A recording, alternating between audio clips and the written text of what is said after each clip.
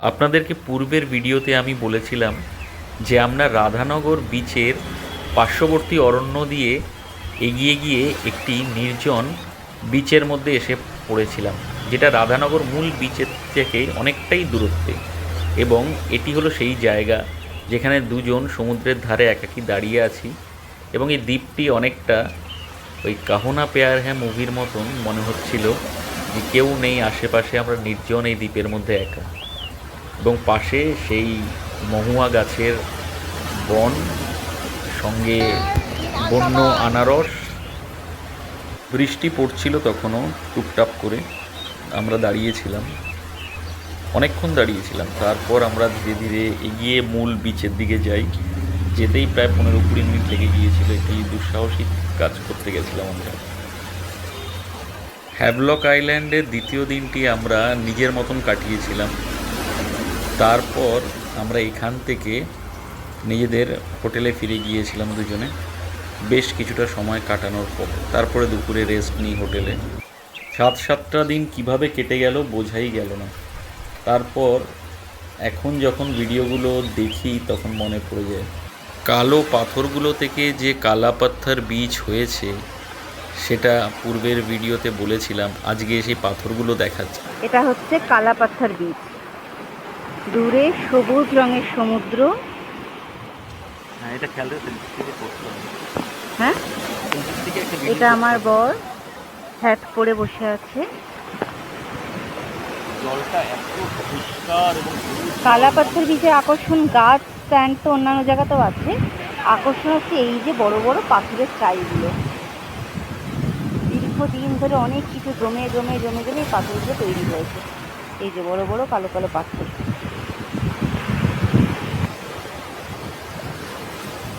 পাশে সমুদ্র, আমরা একটা পাথরের উপর বসে আছি। দূরে জাহাজ যাচ্ছে। হ্যাঁ, সব কালো কালো সব পাথর। এখন আছি, এটা হচ্ছে লক্ষ্মণপুর বিচ, নীল আইল্যান্ডে।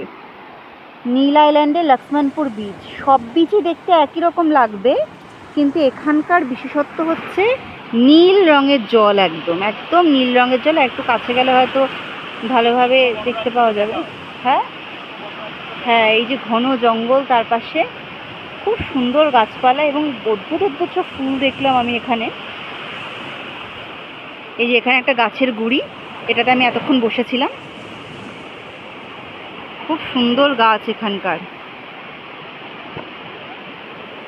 আমি জুতোটা একটু খুলি। কত দূর চলে এসেছিল জল। যাও দেখি, যাও।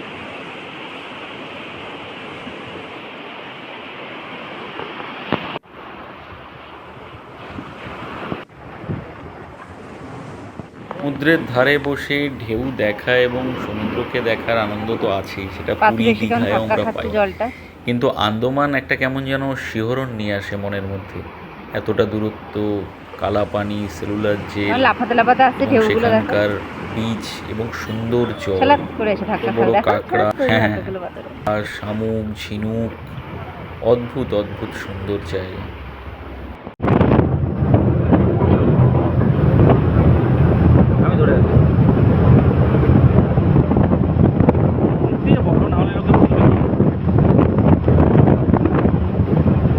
প্রচন্ড উত্তাল সমুদ্র আজকে।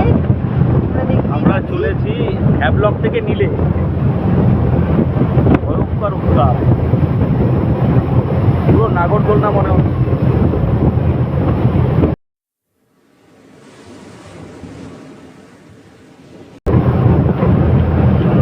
কি ভয় লাগছে দেখো, যেমন দ্বীপ।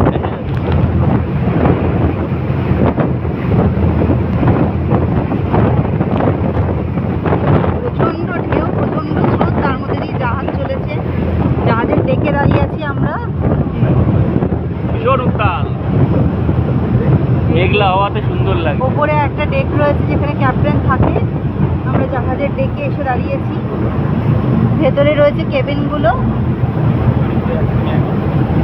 আমরা এখন নীল আইল্যান্ডে যাচ্ছি, কিন্তু যখন আমরা হ্যাভলকে গিয়েছিলাম প্লেয়ার থেকে, তখন আমরা ক্যাপ্টেনের সঙ্গে দেখা করেছিলাম, ক্যাপ্টেনের রুমে বসেছিলাম, তাদের জাহাজ পরিচালনার পদ্ধতি দেখলাম এবং সমুদ্রের মাঝখান দিয়ে আমরা যাচ্ছি, একদম মাঝ সমুদ্র, প্রচন্ড ঢেউ আছে।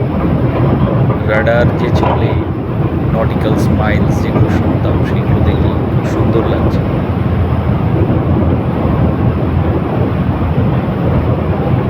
বিশাল বড় বড় ঢেউ, প্রচন্ড ধুলুনি হচ্ছে জাহাজে, আকাশ মেঘলা।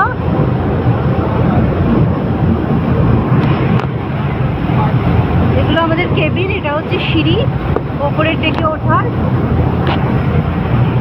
ওই পাশে একটা আইল্যান্ড দেখা যাচ্ছে।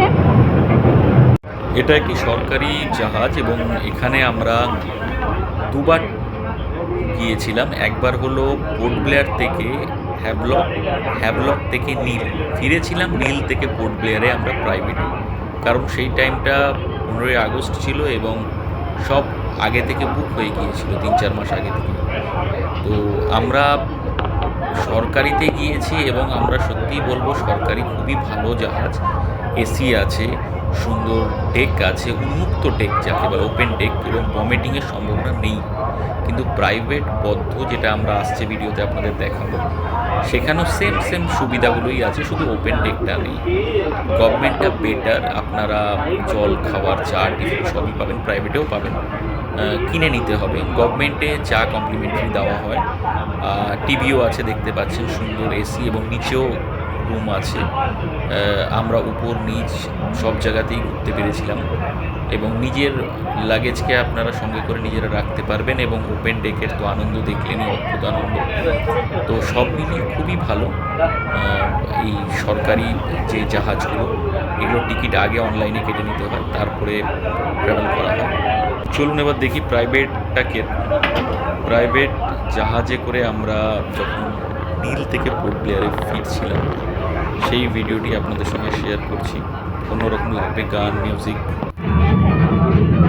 ফেরার দিন মেঘলা আকাশ ছিল এবং আমরা দুপুর 12টার পর উঠেছিলাম, এই জন্যে সমুদ্র ছিল ভীষণ উত্তাল এবং জাহাজের মধ্যে ভমিটিং করেনি এমন মানুষের সংখ্যা খুবই কম, অনেক দূরে। এবং আমারও হতে হতে প্রায় বেঁচে গিয়েছি, এত দূরে গাছ ছিল।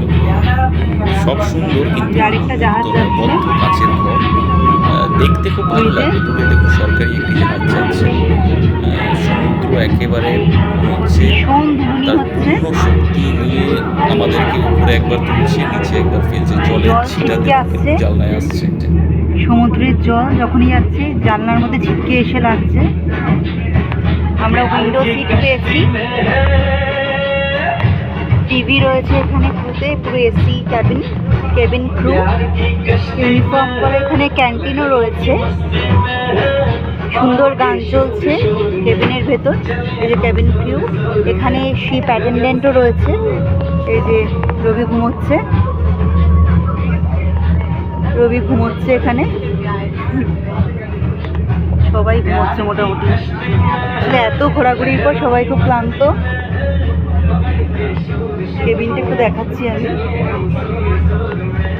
প্রচণ্ড দুলছে আজকে জাহাজ।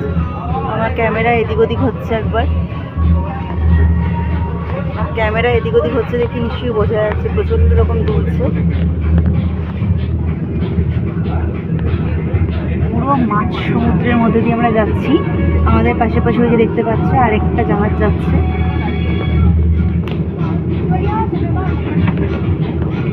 দূরে বোধহয় কোনো একটা আইল্যান্ড রয়েছে। আমরা এখন পোর্ট ব্লেয়ার যাচ্ছি। নীল আইল্যান্ড থেকে, যেগুলো জল এসে ছিটকানো, নীল আইল্যান্ড থেকে আমরা এখন পোর্ট ব্লেয়ারে যাচ্ছি। দ্বীপ থেকে দ্বীপান্তরে, এক দ্বীপ থেকে আরেক দ্বীপে। এই সমুদ্রকে আমরা পেছনে ফেলে এলাম, নীল দ্বীপ, হ্যাভলক দ্বীপকে আমরা পেছনে ফেলে এখন পোর্ট ব্লেয়ারের দিকে এগোচ্ছি। তারপরে সেখান থেকে প্লেনে করে কলকাতা এয়ারপোর্ট। সুন্দর অভিজ্ঞতা, জাহাজ ভীষণ দুলছে, সবাই ভয় পেয়ে মাঝে মাঝে চিৎকার করছে। ওরা একবার এদিক হচ্ছে, একবার ওদিক হচ্ছে। এই সময় আমাদের ভিতরে ভমিটিংয়ের যা প্রভাব পড়ছিল তা বলার বাইরে। ছোট্ট এই ভিডিওটি আপনাদের কেমন লাগলো বলবেন, ভালো লাগলে সাবস্ক্রাইব করবেন। সকলে ভালো থাকবেন, টাটা।